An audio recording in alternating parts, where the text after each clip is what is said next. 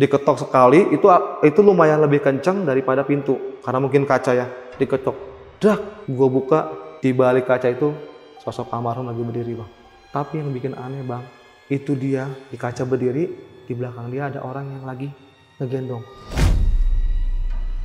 Jadi mamang gue ini kan nganggur ya bang, dia itu memang suka begadang. Kadang kalau begadang itu nggak inget waktu gitu kan. Pulang jam 2, jam 3, nah pas pulang malam jam 3 itu bang, dia pulang lagi jalan sendiri. Itu sebelum masuk gang, itu pocong almarhum, Parudi itu berdiri bang di depan gang begini. Dengan posisi kelihatan mukanya aja hitam dan itu mukanya dia. Dan posisinya bang, itu mukanya gini, matanya melotot bang, dan mulutnya mangap gini. Assalamualaikum warahmatullahi wabarakatuh. Balik lagi di Lentera Malam bareng gua Adit dan sekarang kita lagi ada di segmen Saksi Misteri. Di samping gua udah ada narasumber yang akan bercerita suatu cerita yang gua rasa bakalan epic banget nih karena gua udah sempat ngobrol sama dia. Dia bakal bercerita tentang almarhum temennya dan juga bapaknya. Gua jamin video malam ini bakal epic. Jadi buat kalian harus stay tune terus. Kita sapa dulu aja narasumbernya. Di sebelah gua udah ada Bang Abel. Bang Abel, apa kabar? Baik Bang Adit, sehat Bang Adit? Sehat, alhamdulillah. Gokil nih, kisah mistis yang lu alamin ini berkaitan sama almarhum temen lu dan juga almarhum bapaknya ini ya? Iya betul Bang Adit. Itu kejadian tahun berapa tuh, Bel? Untuk kejadiannya ini di 2011 akhir Bang. 2011 akhir. Betul. Dan ya sosok dari antara dua itu bakal neror hampir satu kampung ya? Betul Bang. Itu di daerah Bogor? Daerah Bogor, Untuk tempatnya di mana tuh? Kampung halaman gue itu di daerah Curug Bang. Daerah Curug? Iya. Buat kalian yang di Bogor, Curug, siapa tahu dekat atau tetangganya si Bang Abel nih pasti tahu tentang cerita ini ya, karena cukup gempar ya di kampung lu ya. Cukup gempar dan sebelum nanti gue cerita gue juga mohon maaf kalau buat tetangga gue angkat cerita ini karena memang cerita nyata yang memang ada. Mungkin gue juga mewakili dari kampung gue yang mungkin mereka mau cerita cuman nggak tahu tempatnya di mana untuk cerita itu bang. Iya. Gitu. Dan di sini lu cerita juga namanya disamarin ya? Iya, gue samarin. Bukan nama aslinya ya? Betul, supaya menjaga privasi bang ya dari keluarganya gitu. Demi keamanan lu juga ya? Betul.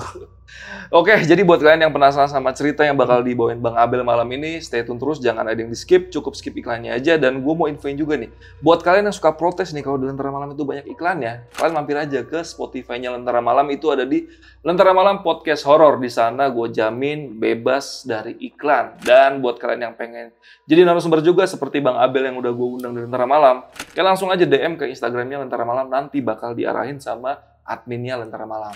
Oke, Bang Abel udah siap cerita malam ini nih? Siap, Bang Adit. Oke, gak usah lama-lama lagi. Sebelum kalian dengar ceritanya, kalian tonton dulu yang satu ini.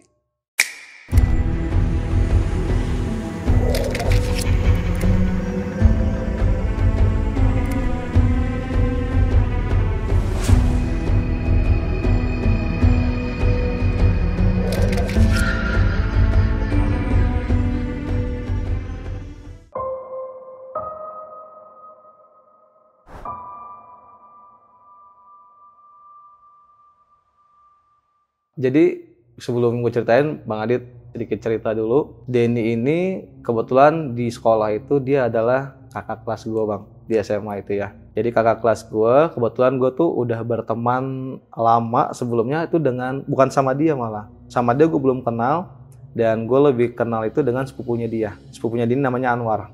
Ya, gue deket sama si Anwar, dikenalin lah sama si Denny. Nah, tahu Denny ini dari si Anwar. Akhirnya setelah tahu si Denny, gue ngobrol, sering main, sering ketemu. Gue nggak tahu kenapa sama si Denny ini ngerasa jauh lebih akrab bang. Lebih klop sama si Denny. Lebih klop sama Denny gitu kan. Dibandingkan si Anwar, padahal si Anwar yang lebih lama sama gue gitu. Jadi gue kok kayak punya chemistry nih, kayak punya kedekatan beda sama si Denny ini. Nah, setelah gue deket sama dia di masa sekolah, nah dia kan sebelum lulus itu, kita itu kalau sekolah itu dalam seminggu itu ada 2 shift bang, kalau istilahnya gitu ya. Ada masuk pagi 3 hari, masuk siangnya 3 hari gitu bang. Pas kebetulan itu, nah ini ceritanya kenapa gue itu nggak terlalu dianggap sama keluarga si Denny, atau bahkan si Denny ini nggak boleh main sama gue bang. Keluarganya ini nggak boleh ngebolehin si Denny main sama gue, kenal sama gue, karena gue dianggap ngajarin dia yang nggak bener.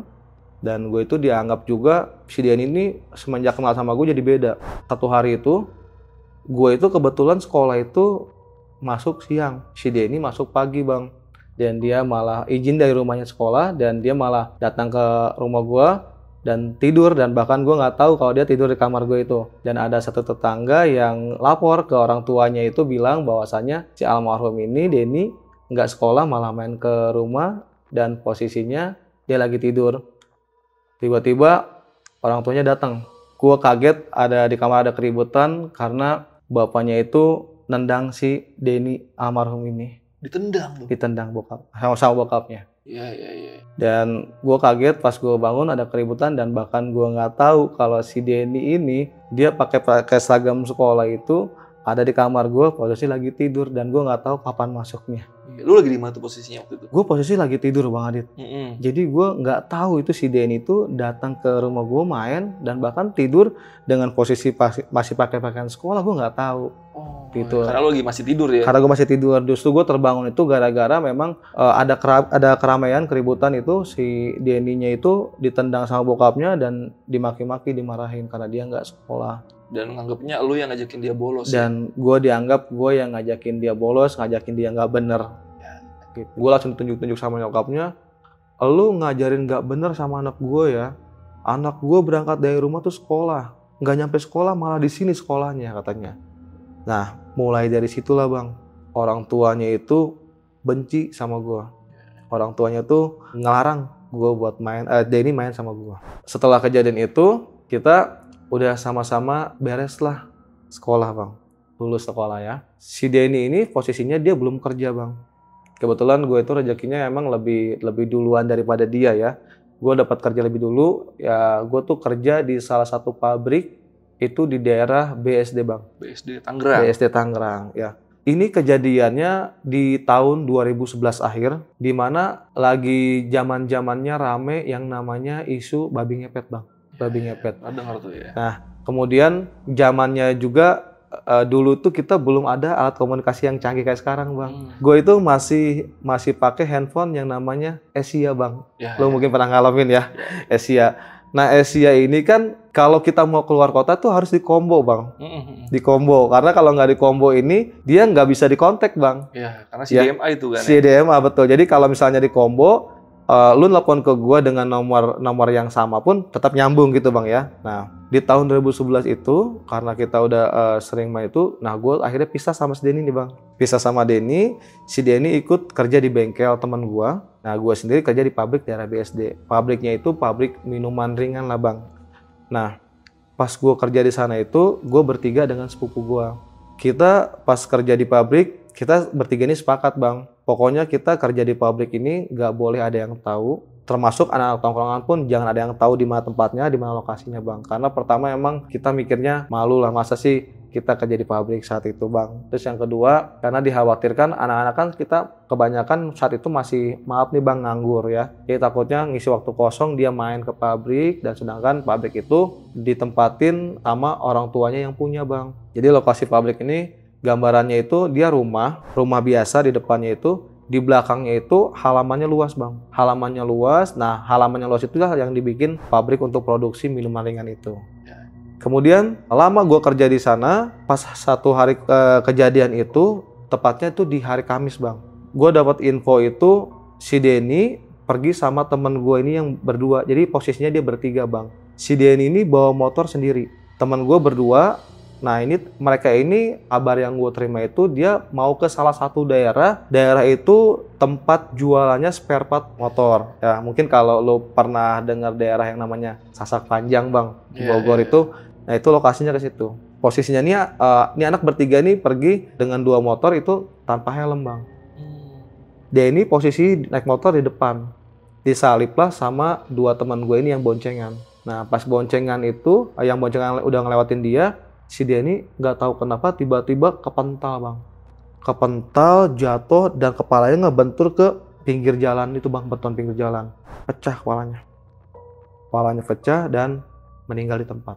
Meninggal di tempat.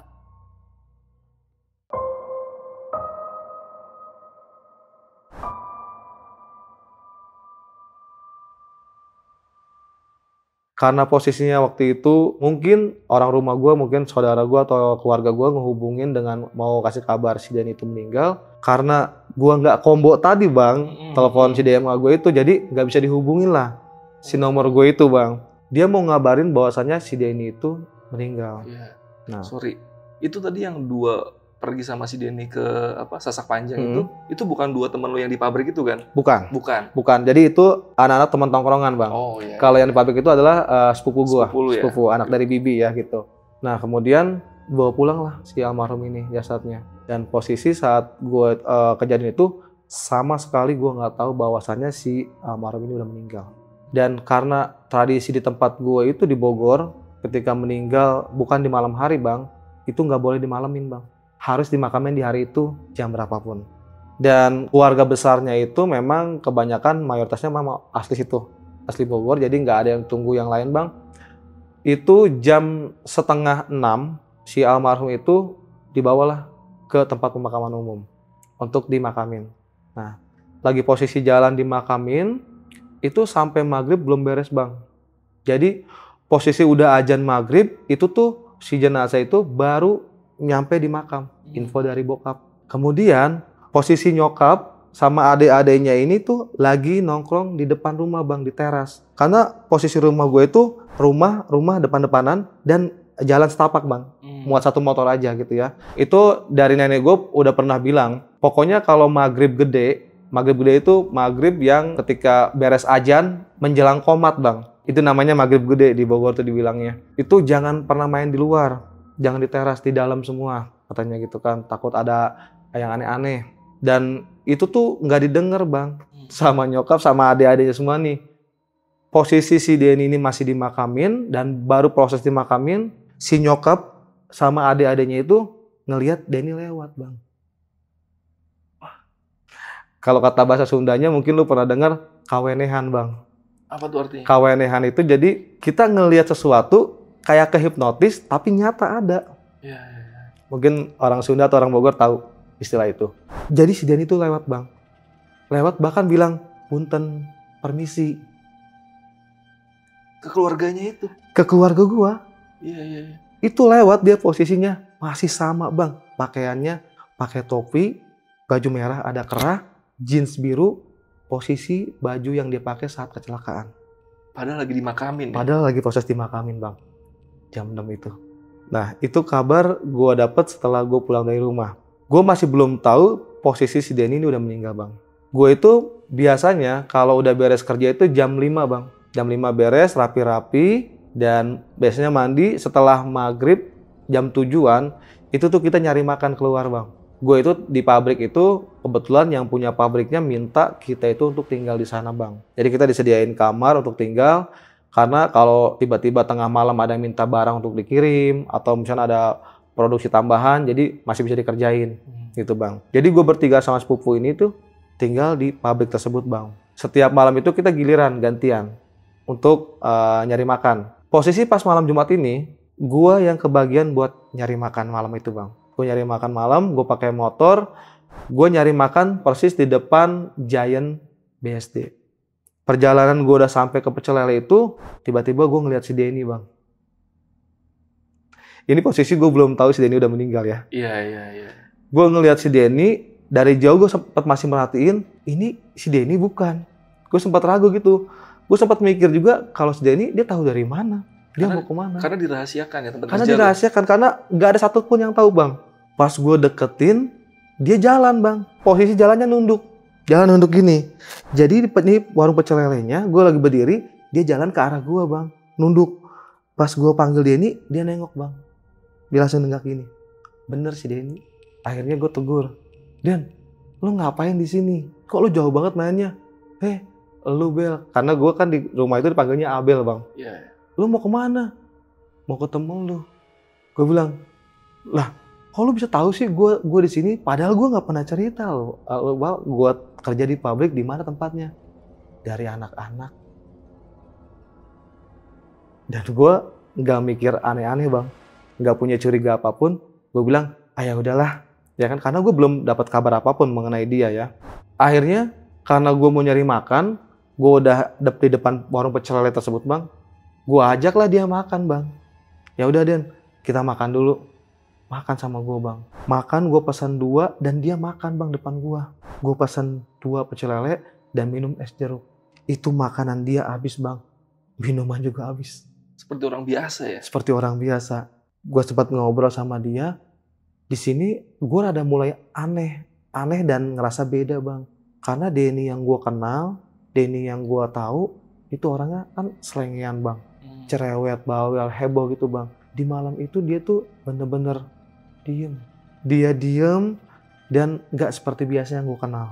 Gue sambil makan nanya, Den, lu ngapain jauh-jauh nyariin gue?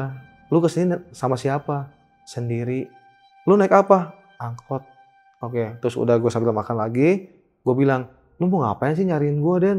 Jauh-jauh, kan nanti juga gue pulang. Karena kebetulan gue itu kerja di pabrik tuh pulang seminggu sekali bang. Setiap Sabtu sore jam 4 gue pulang dan Minggu libur bang. Berangkat lagi tuh di hari Seninnya pas mulai kerjanya. Terus gue bilang, kan nanti juga kita malam Minggu ketemu. Kayak biasa ngobrol. Gak apa-apa tadi ya. Dia makan. Pas beres makan, karena gue juga ditunggu makanan sama sepupu gue untuk ini, gue bilang, Den, gue mau balik ke pabrik gue. Lo mau ikut apa gimana? Gue mau pulang. Dia bilang gitu. Itu jawaban dia tuh cuma seperlunya bang. Ya. Kalau gue tanya dia jawab, kalau gue nggak tanya dia nggak nanya bang. Diem aja. Gue mau pulang. Terus lu mau pulang, gue perlu gue anterin nggak atau gimana? Naik angkot. Dia bilang. Pas dia sebelum pulang, dia ada satu omongan ke gue bang. Karena sebelumnya maaf bang ya, Denny ini punya sangkutan hutang bang sama gue. Untuk di tahun 2011an itu kan nominal 700.000 lumayan lah bang ya buat gue, apalagi gue kerja di pabrik lah gitu, duit gue kumpulin karena gue ngerasa udah dekat sama dia, gue yakin dia lebih perlu, gue pinjemin lah bang itu. Gue nggak tahu perlunya buat apa saat itu kan. Pas sebelum pulang itu dia ngomong sama gue bang, gue mau bayar hutang, nanti hari Minggu lu ke rumah ya. Terus gue bilang, lu nggak usah mikirin hutang lah, tenang aja, lu kan belum gawe jadi nggak usah dipikirin lah, gampang nanti gue masih dapat kok gaji dari pabrik ini. Gue bilang, gak apa-apa, gue mau bayar hari Minggu ke rumah, nanti hari Minggu gue punya uang banyak. Itu bang, yang masih gue ingat sampai sekarang. Dia belum kerja ya, cuma bantu-bantu di bengkel doang. Dia cuma bantu-bantu di bengkel teman gue bang, yang kasarannya cuma dapat duit buat makan hari itu aja buat dia bang. Gitu. Buat hidup doang lah. Buat hidup doang. Akhirnya gue bilang, ya udah Den, gak usah pikirin lah, nanti kita ngobrol aja pas di rumah gitu kan. Kalau lo mau ikut gua, ayo nanti ketemu sama saudara gue juga kan. Gak usah, dia bilang. Ya udah gue pulang. Gue pulang kayak biasa bang. Kita salaman, terus kita biasalah bang, pelukan gitu bang ya. Namanya kita teman deket lah ya. Itu salaman sama dia tuh ngerasa beda banget bang. Itu salaman sama dia tangannya bener-bener halus, lembut, tapi lemas bang. Pas gue peluk itu gak ada anget-angetnya. Dingin. Dan biasa aja bang, muka tuh pucet tapi nggak pucet putih bang, agak putih ke kuningan gitu bang, mukanya tuh. Nggak terlalu pucet lah pokoknya. Nggak terlalu pucet lah ya. Terus gue pikir karena mungkin dia perjalanan naik angkot nggak pakai jaket kan, gue bilang mungkin karena dingin itu. Gue pulang, pelukan, udah salaman, dia pulang lah. Gue pulang bang, naik motor nggak punya curiga apa-apa. Pulang balik ke pabrik, sampai pabrik gue dimarahin bang sama sepupu gue karena gue kelamaan. Dia nunggu udah lapar gitu kan. Dia bilang, tumben lu lama banget beli makan, biasanya cepet, kata dia cuma di depan doang. Enggak, tadi gue di depan tuh ketemu si Denny. Gue bilang, lah si Denny tahu dari mana? Pupu gue nanya. Gue bilang, justru gue juga nggak tahu. Gue nanya sama dia bilang tahu dari anak-anak. Gue bilang, lu kali ngasih tahu ya, kita kerja di sini.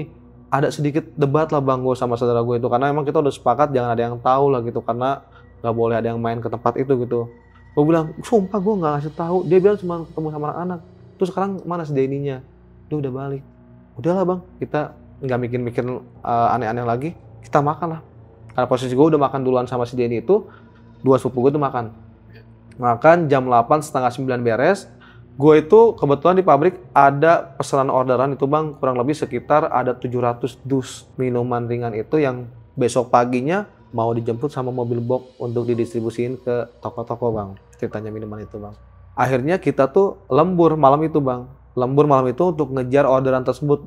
Kita kerja kurang lebih sampai jam 11 malam. Itu kita ngeberesin pesanan yang 700 dus. Karena posisinya itu bukan posisi produksi kita cetak bang. tapi tinggal di packing aja. Oh, manual Masukin ya? ke dusnya ya. Iya, iya. Manual kita susun, masukin kita lakban segala macam gitu. Itu kita bertiga beres lah bang. 700 itu di jam 11 malam. Karena kita udah kecapean, itu posisi barang yang kita udah packing itu geletakin aja bang, berserakan di mana-mana gitu ya. Kita nggak rapin karena pikir kita ya udahlah besok juga mau diangkut, ngapain dirapihin gitu ya. Udah kita cuci muka, cuci kaki, tidur bang. Besok paginya jam 6 itu rutinitas kita bangun bang. Bangun untuk kita produksi yang di hari itu. Karena kita harus masak air, itu satu drumnya itu dimasak itu paling lama 1 jam. Nah, kita bangun posisi pagi jam 6, itu kardus yang semalam berserakan tuh udah rapi bang. Karena gue pikir mungkin si bapak sama si ibu yang punya rumahnya bantu ngeberesin kali. Karena di pabrik itu tinggal hanya 4 orang bang. Si ibu sama bapak dan anaknya cewek dan satu lagi cucunya. Terus gue pikir mungkin dibantuin si bapak si ibunya kali beres-beres ya. Akhirnya ya udah kita mandi sambil kita udah nyalain air buat produksi, kita mandi beres mateng. Si ibunya itu setiap pagi memang selalu ngasih sarapan ke kita bang. Ngasih sarapan ke kita, ngasih nasi goreng. Dia bilang, oh kalian gak ada capeknya ya. Semalam udah lembur sampai tengah malam, pagi udah bangun lagi. Terus kita kan biasa manggilnya Eyang ya. Enggak Yang, kita cuma sampai jam 11 doang kok. Produksi packing udah beres, saya bilang gitu kan. Oh jam 11 apaan? Orang kalian sampai jam 2 kok Eyang denger. Masih pada rame. Mulailah di situ. Ya kita nggak mikir aneh-aneh. Eyang orang kita jam 11 doang kok beresnya. Terus ini Eyang bukan yang beresin dusnya. Sembarangan. Ngapain Eyang beres-beres bantuin, capek katanya. Jadi orang rumah itu nggak ada bang yang bantuin beresin itu barang. Jadi tinggal di tempat gudang itu yang lu buat produksi itu cuma bertiga? Bertiga. Gak ada orang lain? Gak ada orang lain. Karena setiap malam itu, bukan malam aja, pagi atau siang pun itu di depan rumah itu kan gerbang bang. Gerbang itu pasti digembok bang. Jadi nggak ada orang bisa masuk. Kalau masuk pun dia harus ketok-ketok pintu itu. Gerbangnya harus diketok-ketok baru kita bukain.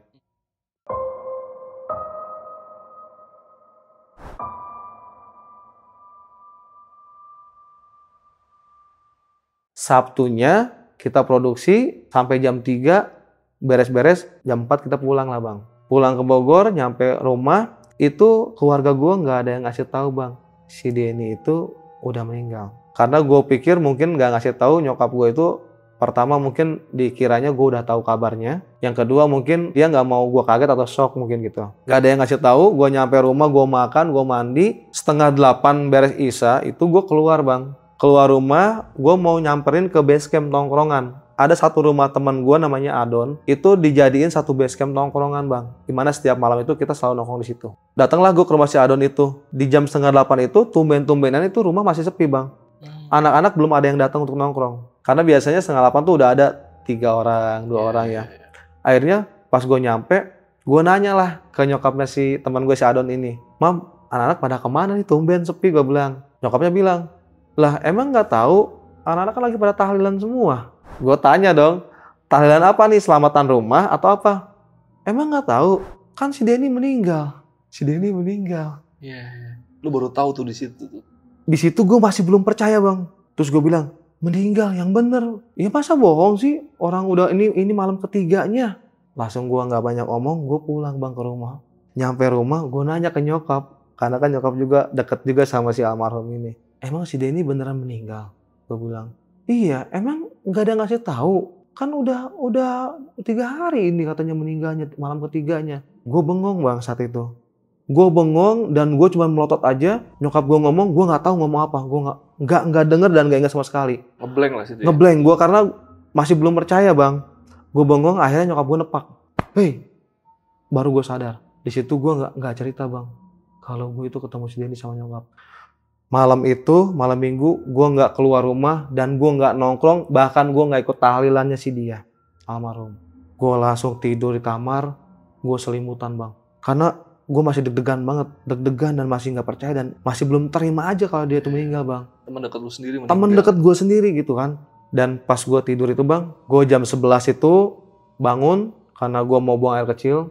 Beres bangun, gue tidur lagi dan gue tidur gue gelisah bang. Malam itu gue tuh gelisah banget, gue masih kerasa kayak belum terima dan gue ngerasa gerah aja panas gitu bang. Padahal di Bogor tuh dingin lah cukup udaranya ya.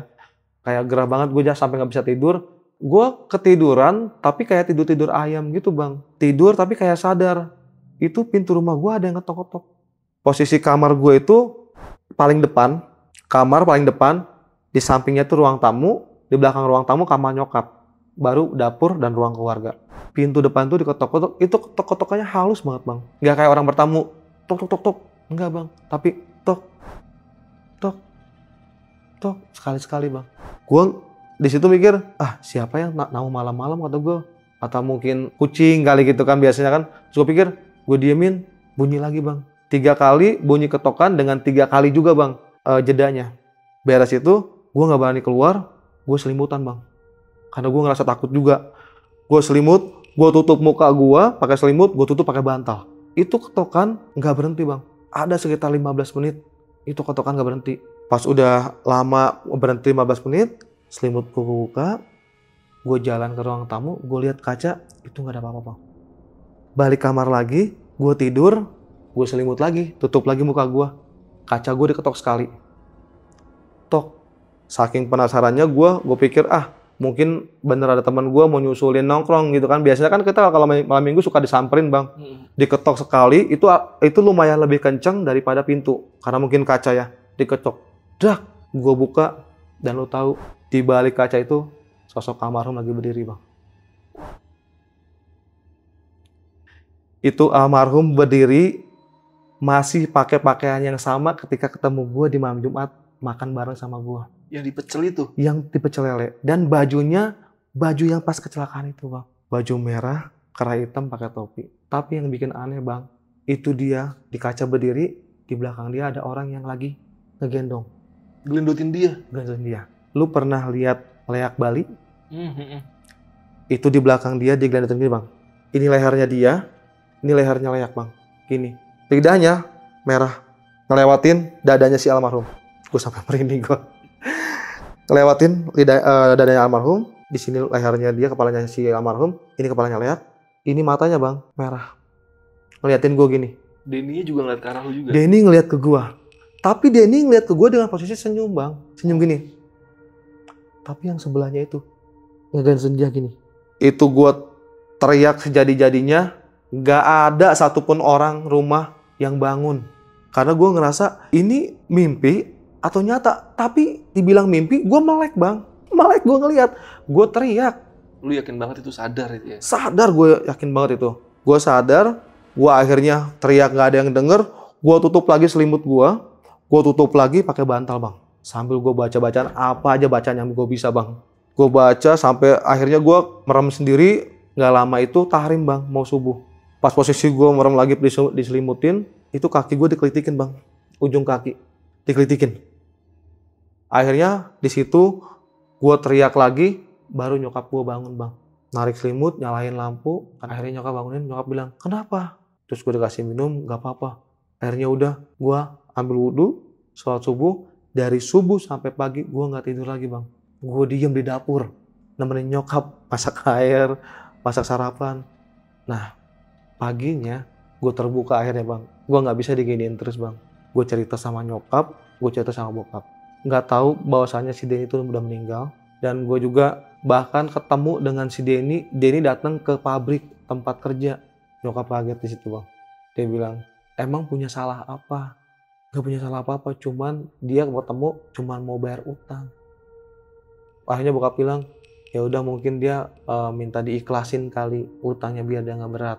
Nah semalam ada yang ngetok-ngetok, bapak sama mami denger gak? Nggak denger apa-apa. Jadi itu yang ngetok pintu tuh nggak ada yang denger ban. Lu doang ya selain gua. Akhirnya gue cerita, nah gue bilang almarhum datang ada di depan kaca. Karena gue kalau tidur tuh jendela tuh nggak pernah, jendela gue tutup, gordennya nggak pernah gue tutup bang. Pasti gue buka karena gue seneng ngeliat, karena kan langsung jalan ya. Si almarhum datang, ketemu dan nunjukin di depan jendela. Tapi anehnya kok ada yang ngegandotin dia di belakang, lidahnya panjang. Nyokap cerita lah bang. Nyokap cerita, di situ bilang dia juga meninggalnya nggak wajar katanya. Lagi nyokap cerita meninggal nggak wajar, salah satu tetangga gue datang ke rumah bang. Karena kebetulan rumah tetangga gue ini tusuk sate bang. Jadi lurus jalan, paling ujungnya itu rumah dia bang, ngadep ke jalan. dia tuh kerjanya security. Jam 2:30 itu dia baru pulang, dia datang ke rumah, Assalamualaikum. Datang ke rumah bokap, Waalaikumsalam, kenapa katanya gitu. Tiba-tiba si tetangga ngomong gini, semalam ada yang datang ya? Semalam ada yang namu ya? Tetangga bilang gitu. Iya. Gue kaget kan, lah Mang, gue manggilnya Mamang kan. Mang tahu dari mana? Iya pas pulang jaga lihat ada yang masuk ke halaman rumah. Gue masih merinding tuh. Security tuh ngeliat. Siapa yang datang kata tetangga itu. Akhirnya gue cerita lah Bang mau nggak mau. Iya semalam emang ada yang ketok-ketok pintu tapi nggak dibukain. Dan almarhum Denny datang. Tetangga gue ketawa aja. Dia bilang, iya udah tahu. Jadi tetangga gue itu ngeliat posisi si almarhum datang ke rumah. Dan dia paginya pas gue kebetulan lagi cerita, dia datang, dia bilang, ada yang namu ya semalam. Nah akhirnya nyokap ceritalah, datanglah ke rumahnya, bilang mau ngiklasin hutangnya, biar dia nggak berat juga, kasihan katanya gitu. Ya nanti datang deh siang, beres mandi, gue bilang gitu. Sambil gue mau nunggu mandi itu, nyokap bilang, iya kasihan, si Denny ini kayaknya meninggalnya nggak wajar, karena tiba-tiba jatuh kepental dari motor, si kepalanya kebentur trotoar. Dan belah di sini Bang, sampai ke belakang tuh darahnya. Nah, mati di tempat ya? Meninggal di tempat. Dan gue bilang, maksudnya nggak wajar gimana? Ya kayak bukan meninggal sewajarnya aja, kayak tumbal kata gitu. Terus gue masih belum mikir dan belum ngerti juga, maksudnya apa sih tumbal untuk apa, untuk siapa gitu kan? Akhirnya gue datang lah ke rumahnya Bang. Gue datang ke rumahnya, diantar sama sepupu gue yang kerja di pabrik itu. Berdua gue datang, karena gue sekalian ngelayat juga, gue bilang ketemu nyokapnya dan ketemu bokapnya sama gue. Nyokapnya masih mau nerima Bang, masih mau nerima. Gue bilang minta maaf segala macam. Bokapnya nggak mau nerima gue Bang. Masih kesel? Masih kesel. Dia nggak mau salaman sama gue, dia masuk ke dalam. Bokapnya itu. Akhirnya gue bilang ke nyokapnya. Di episode berikutnya. Pas hari Minggu itu gue ketemu anak-anak udah beres, udahlah gue tidur Bang. Tidurnya itu malam di Minggu itu pertama kali gue dimimpiin si almarhum Bang. Gue mimpi almarhum itu datang ke gue, dia ngomong gini Bang, tolong lepasin gue. Setengah jam setelah meninggal itu, akhirnya dicopot-copotin kan lah baju pakaiannya semua itu, ditutupin pakai kain, tutupin pakai selendang putih Bang, mukanya itu, karena seperti itu biasanya kan. Nah pas ada orang yang ngelayat itu, dibuka si mukanya itu mukanya berubah hitam semua Bang. Mukanya hitam? Mukanya aja.